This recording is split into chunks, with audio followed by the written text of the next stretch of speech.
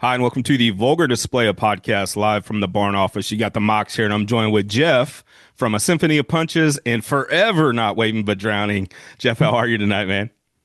I'm wonderful. Wonderful. Good mood. In a couple weeks, we're going to have a killer show that I think a lot of people are excited about. Surfside presents Barbarino's Class of 2003 reunion show, Saturday, November 29th at Off-Broadway Music Venue, St. Louis, Missouri. Doors are at 6, shows at 7. The return of Last Flight Home, the return of Bi-Level. We have Moon from Goldfinger and Greek Fire, Enemy Airship, and kicking off the show is your band, A Symphony of Punches. Yes. You Yes. get to you get to set the table for the whole evening, right? Yeah. Hopefully, I don't embarrass myself, but I'm surrounded by some pretty talented guys, and I'm pretty excited to debut this band at Last Flight's reunion. Means a lot. And this is the debut. This is the first show that you guys are the first performance, right? Yes. Yes. This is our first show. We've been writing pretty much all year. Currently finishing up a debut album and hopefully have it out by the end of the year. And the tagline on Instagram is down tuned and down tempo. I guess there was a few little clips I was able to catch. It seemed And like all pretty around downers.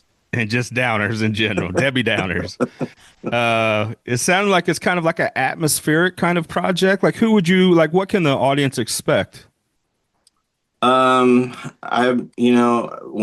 When I started kind of writing for this project, I was pulling from a lot of influence from like more of like 90s style stuff like Hum and like Quicksand. A lot of my favorite bands that I've always loved, and um, even kind of putting my own just flavor and spin on it. Um, this is my kind of like my first effort of like being the singer and kind of the writer, even though the other guys we kind of collaborate on stuff. Um, but this is like the first time that I've kind of spearheaded a project, I would say. It's usually like I'm joining a band that's already together, or everyone kind of has uh, their own idea for what the band should sound like, and I'm just the bass player. Whereas this one, it was like I'm gonna start writing my own music and see what happens. And like I said, pulling from those influences and um, like the best description is that it's down tuned, down tempo, and all around downers. Who else is in the band? My buddy Mike Brooks, he's our drummer. He he was in a band back in the day um, called New Empire. He was like the initial drummer, and then he was in a few other bands, but hadn't played in a while. But I started tattooing him at at Howdy, and we just got to talking. I was like, "Yeah, I'm writing music," and he's like, "Oh yeah, I'd love to hear it." And he took a listen, and he had some songs, some demos, and we just started sharing music and kind of bouncing stuff back and forth over the internet. And he's like, "I know this other guy, Steve Podgorski. He's our guitar player." I never really met Steve, although like there's so many like times where him and I have conversations, and it's like, dude, we had to have been like in the same room together like so many times. It's weird how we never met until now, but he is quite a genius when it comes to just music in general, but he's also engineering the album and kind of producing it and putting his own flavor and everything into it. And we've got this really cool assembly line of musicians that have kind of put this sound together, and I'm excited about it. And then actually we were looking for a bass player for a while. It was kind of a struggle, but we found someone recently that is excited about the music and willing to at least play this show and then see how things go. But that's Derek Yeager from Cine Nomine. So we're really excited to start jamming with him and see how that goes. But he's going to play this show and hopefully things will work out because we'd love to have him. He's a quite a player himself, so we're honored to have him either way. We've done a few of these interviews specifically talking about the show coming up. And one thing that gets brought up a few different times is we kind of talked with Calvin and Justin about sort of how Calvin got involved in Not Waving But Drowning. And then when we talked with Tim with Bi-Level, and there was just like almost musical chairs. And I think somebody brought up a good topic in that like the music community is small, so you end up playing in bands with other guys that used to be in bands that you guys used to play shows with, and so it's like this camaraderie in the music community, especially when St. Louis is a city, but it's a smaller type city. It's a smaller market, right? And then when we talk about down in our area, down in Farmington, our studio's in Farmington. It's much smaller. So you're pulling from the pot that's not all that big, and you end up kind of playing in bands with other guys that used to be in these bands that we used to play with back in the day. And has that been your experience? Yeah, for sure. I've definitely kind of uh, jammed with my fair share of St. Louis people. But in all honesty, like most of my most of my musical career has been with Not Waving. um, Outside of, there was a time I moved to LA for a while. I was playing in a band called Open Hand out there. That was for a handful of years, and then I joined another band called Adair. And Adair was I was in that band for like maybe 3-4 years. Um, I had a lot of great experiences with mainly all of those bands, but yeah, Not Waving's always just kind of been my dudes. We've had our ebbs and flows, that's for sure, but it's just like any relationship. It's we've managed to be great friends still, and yeah, I think if we had a reason to play tomorrow, we would. But I think we're pretty happy just kind of doing other things for a while. Actually, I'm playing in Mank's ambient project. I've been doing that with him. That's been a lot of fun. I'm gaining a lot of experience and developing kind of a new skill set playing that kind of music. It's pretty cool. Yeah, and that's Two two hands hands, and one engine, yeah, right? 2 hands, one engine. Yeah. Yeah, is it you guys have always, it seems like, pulled from a lot of different influences. When somebody hears Not Waving But Drowning, it's, hardcore and it's pretty brutal and pretty aggressive, and especially the live show. But just knowing Calvin like I do and talking to the rest of you guys don't just listen to that stuff. And I would say maybe, if you're anything like me, like I host a metal podcast and I rarely listen to metal.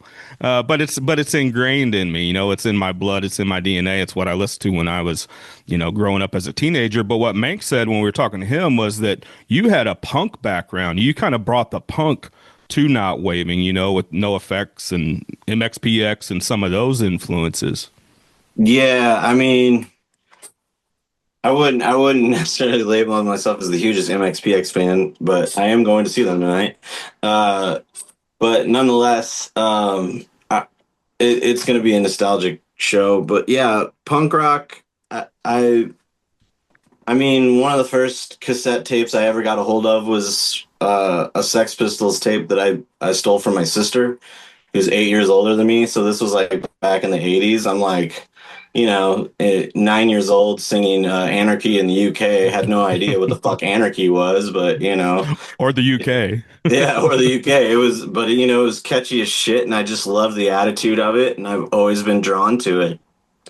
Growing up as a skateboarder, and that punk is definitely prevalent in skateboarding as well.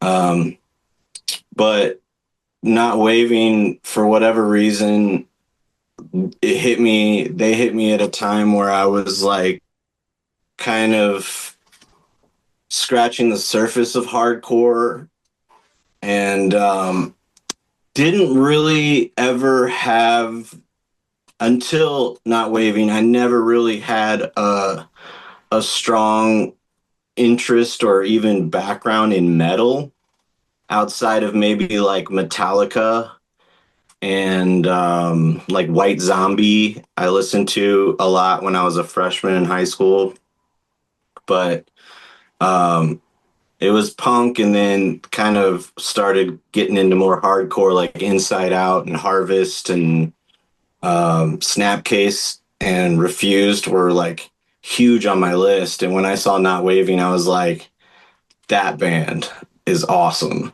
Like they reminded me of Snapcase and Refused, and they had that energy and like a little bit of like a punk, like I don't give a fuck edge, So I was just like really drawn to them. And yeah, and that's really what, I don't know. I guess, yeah, when I joined the band, we started playing a little faster, and Todd started screaming a little higher.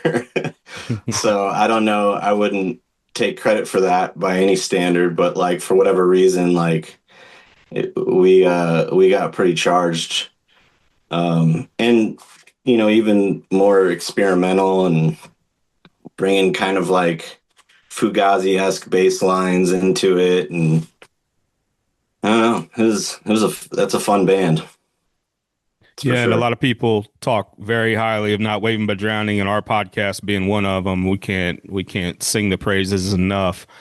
Specifically highlighting, this show and thinking about this show and what this show is highlighting is the early 2000s and specifically, the Farmington scene at that time. Obviously, Calvin was the connection originally being from Farmington, I think, which initially brought you guys to a small town to play a pizza shop and a tattoo shop and Rosner's, Oh VFW yeah, we played halls. that tattoo shop. Yeah. I remember that. Holy crap. Yeah. Yeah, Was that like with this Rosner's. day forward, I maybe? I broke my yeah, with this day forward. Holy shit. Um I broke my headstock on my bass, I think, at a Rosner show. But yeah, those were fun shows. The energy that like the crowds there had were just like they're unforgettable, And I've experienced that. I've been lucky to experience that in other little towns across the across the nation, but like Farmington is one of those towns that just has like they have a just a good energy, a good vibe. Everyone gets along at the shows, and they're there for like the community and music, and they're for the right reasons. And yeah, that's the one thing I loved about playing it in Farmington. And yeah, open handed. We played at Barbarino's. Yeah. Um, And by the way, that was a band I love too. yeah, I still love that band. Wish I could have made it work, but it's sometimes just people aren't meant to be in bands together. But Halfway Home was another band that I played in that played at Barbarino's. I don't know if you ever remember that band. They were like Saves the Day-esque. It's kind of my that was my band between Open Hand and Adair. Do you think there's something to be said about small towns and their scenes? Because you've played, I'm sure, LA and New York and Chicago, where there's a lot of bands and a lot of shows, and it's, I wouldn't say oversaturated. There's a lot of opportunities, whereas smaller towns are maybe more starved. So when they Oh do have yeah, a show, everybody shows up and everybody supports because it doesn't happen that much. right. No, yeah, 100%. And like one of the like memories that I have of that example is I think it's Provo, Utah.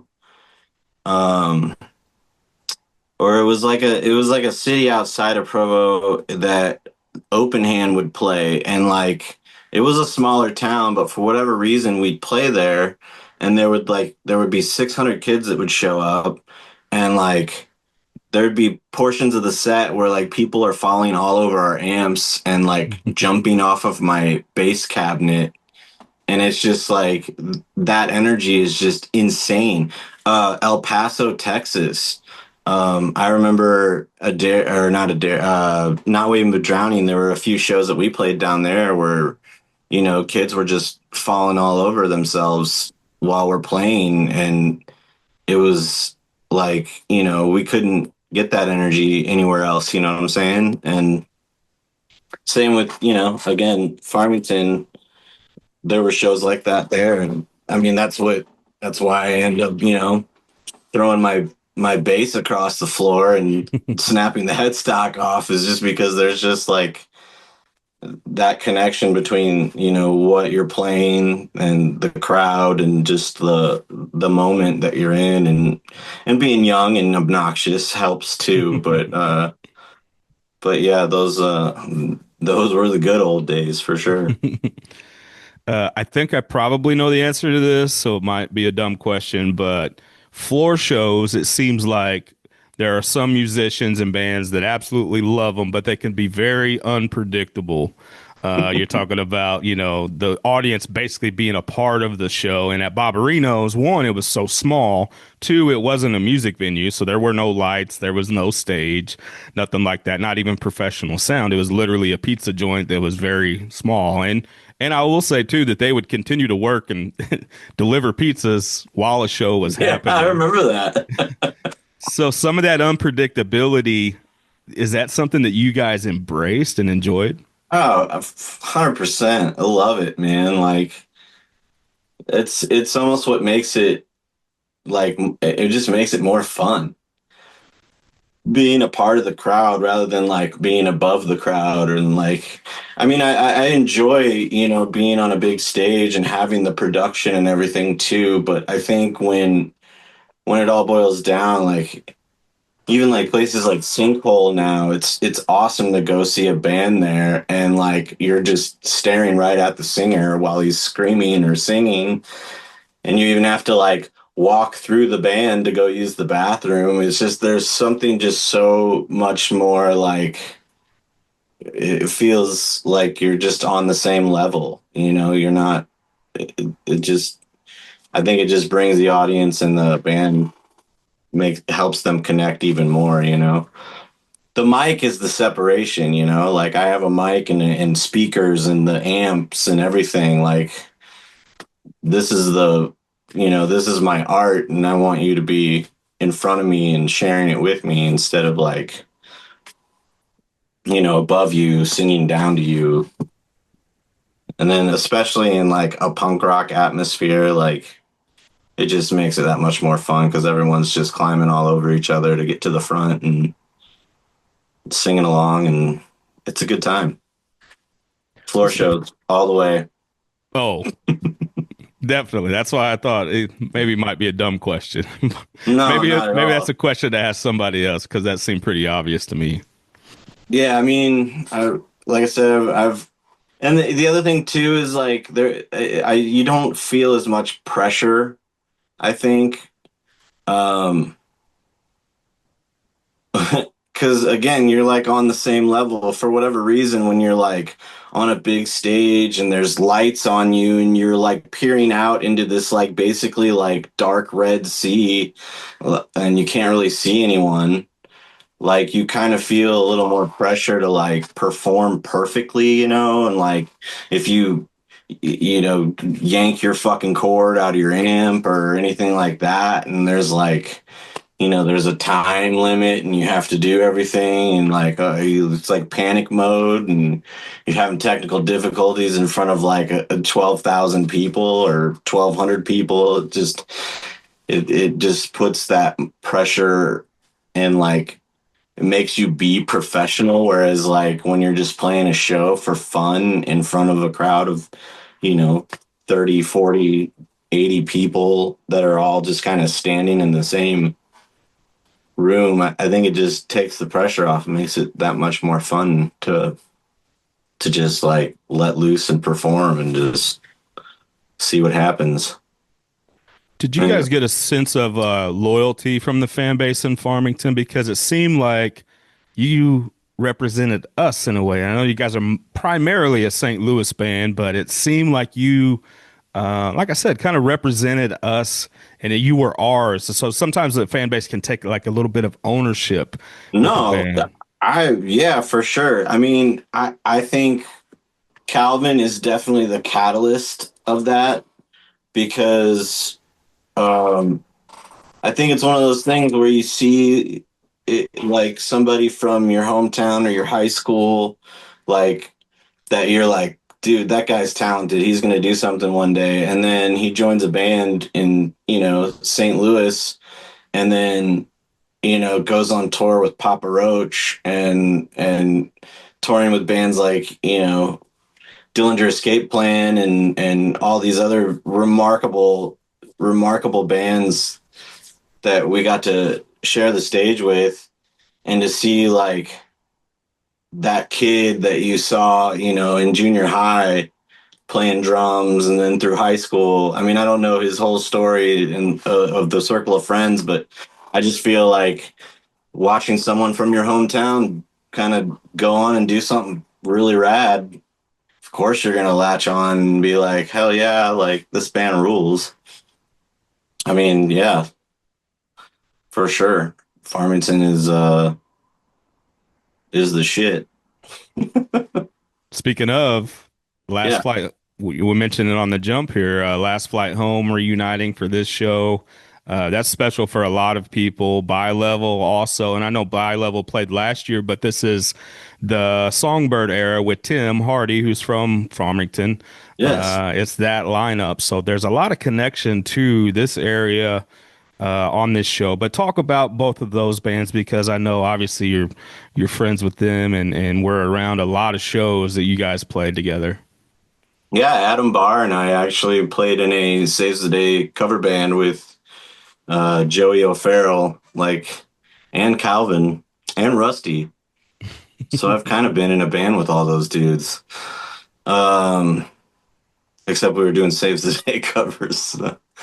That was a lot of fun. I mean, I can't speak highly enough about Adam and Rusty for sure. Just in that playing in that band and just seeing their talent and just dedication to it. Like that wasn't like the easiest gig, and everyone showed up and knew their parts and did a great job. And those guys are really talented. I'm really looking forward to see Last Flight Home back at it.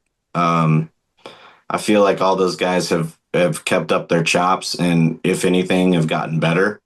So I think it's going to age like fine wine. They're going to be awesome. Same with, I mean, Bi-level still plays, but I think the same of those guys too. Tim's a talented mother father, if you know what I mean.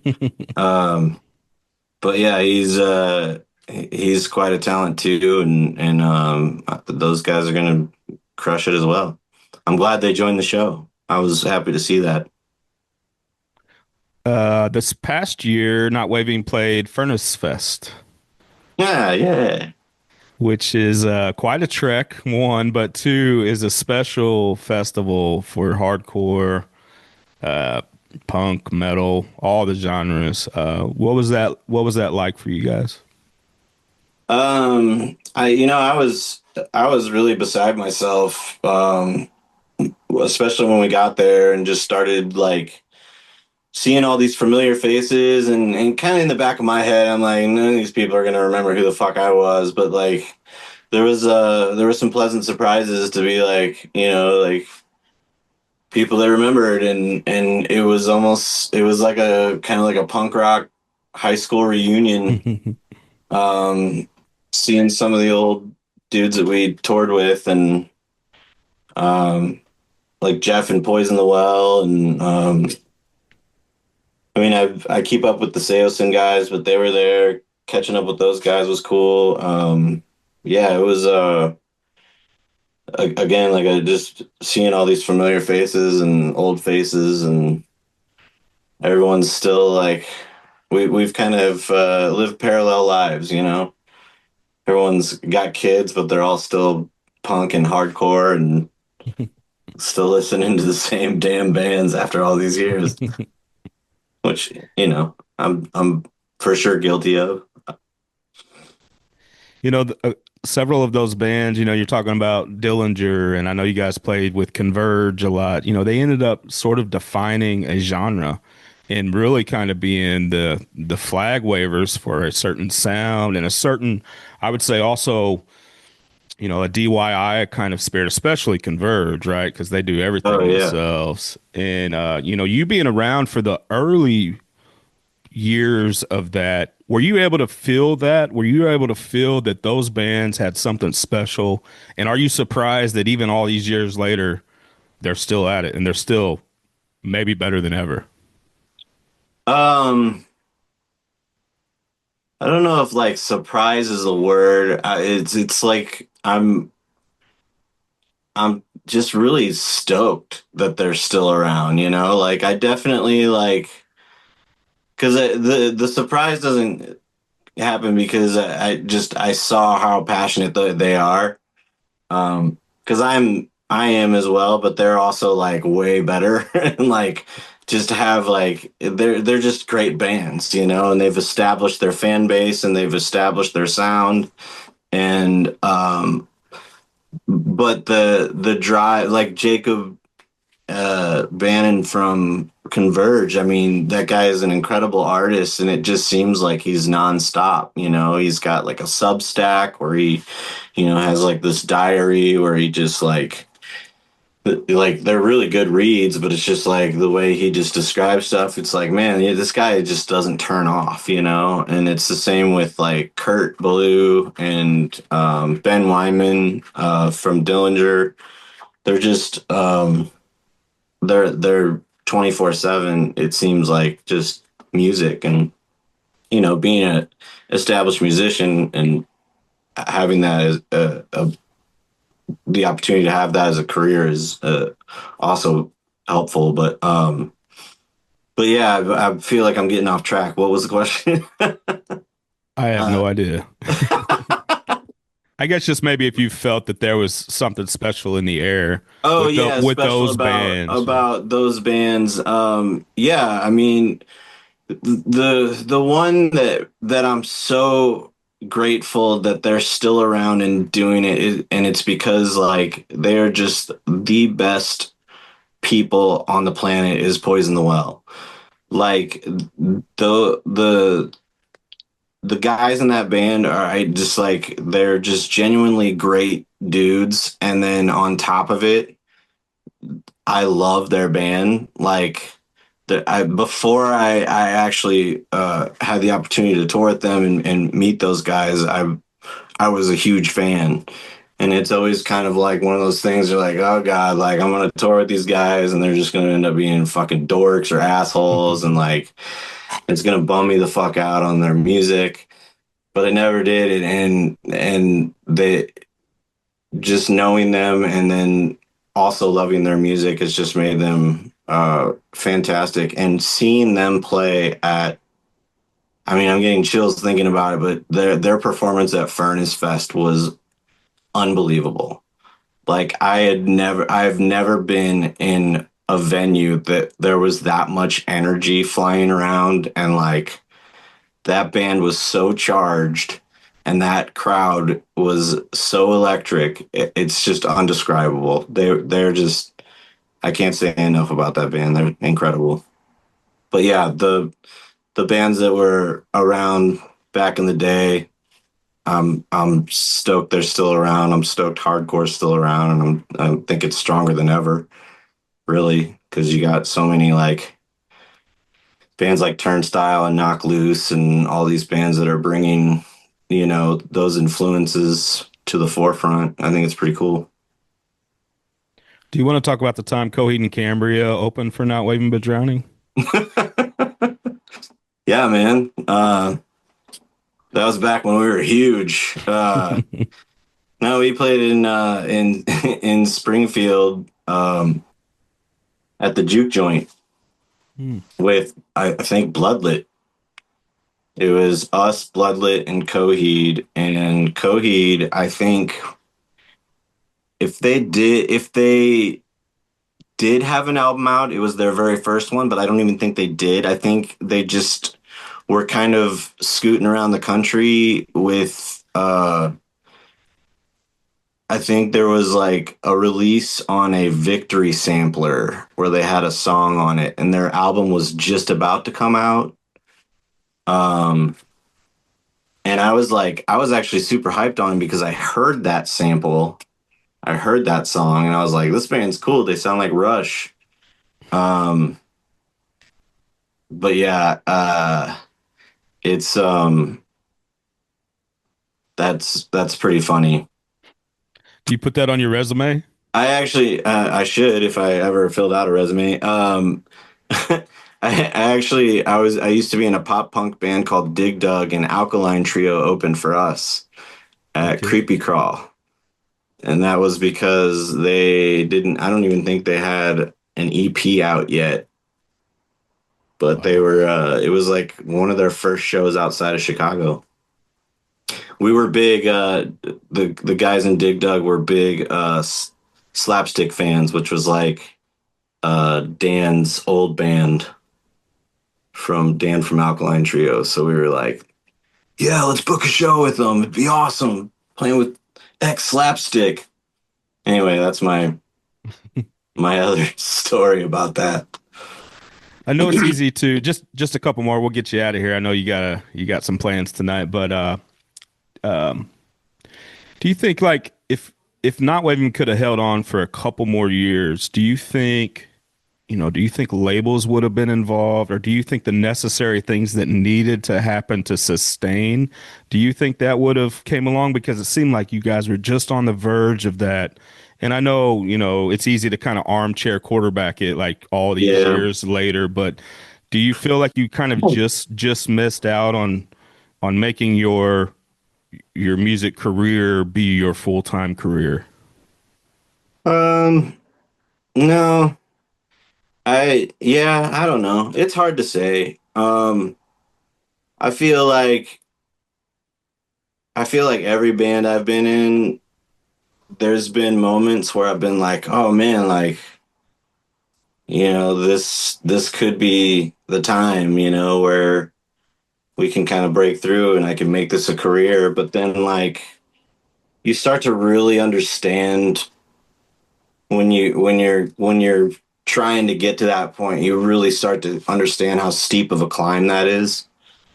Um, I don't know if Not Waving would have ever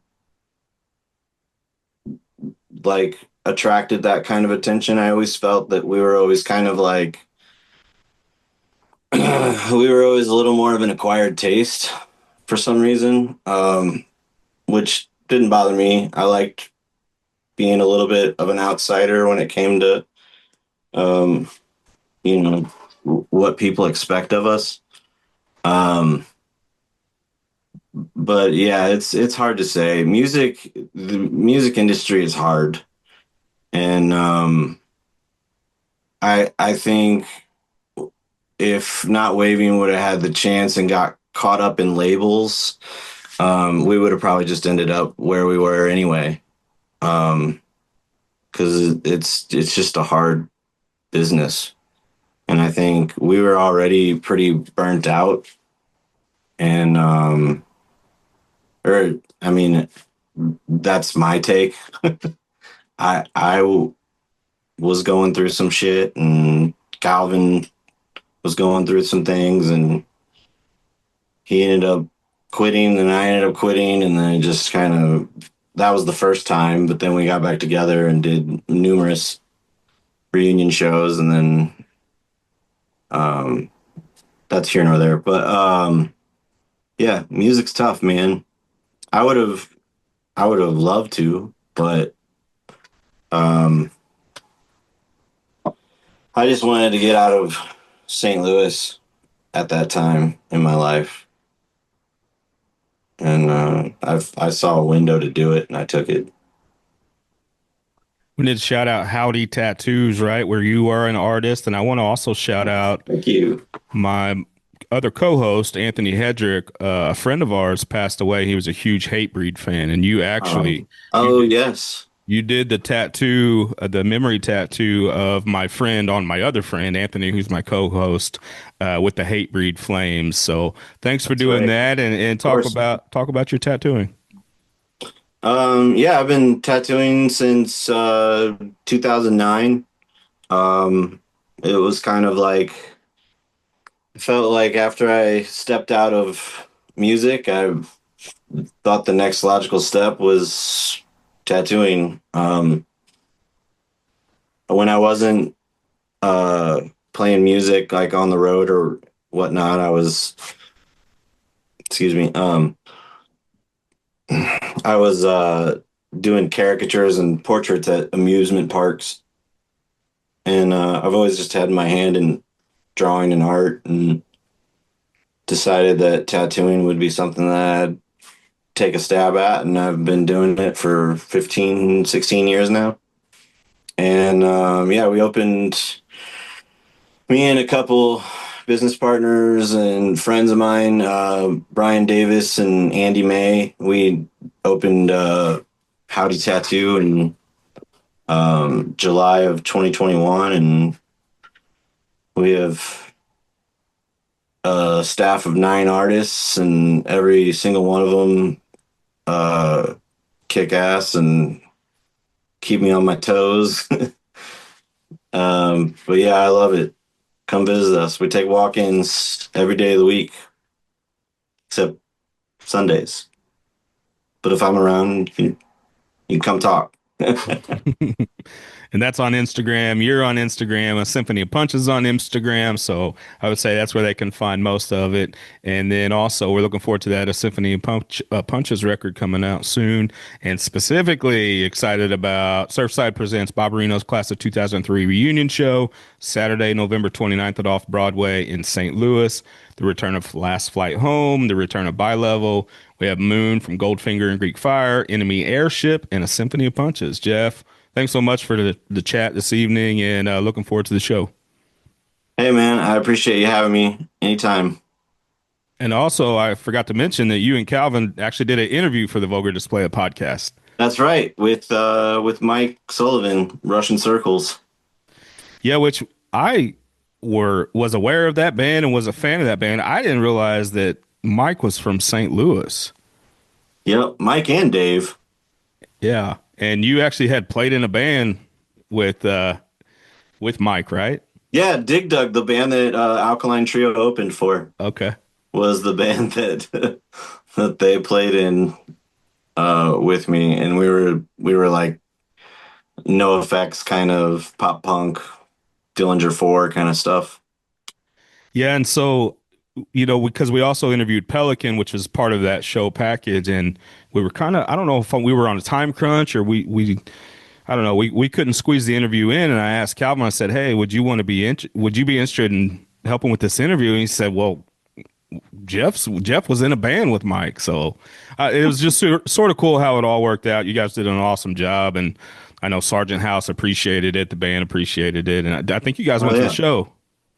yeah, it was incredible. That band, that's another band that like seeing those guys go on to do cool shit like that. I mean, yeah, it's Dave is one of those guys that I was just like, he's something special. Like even when I played in a punk band in, early college, late high school, it was like Yeah, this dude rips, and Mike too.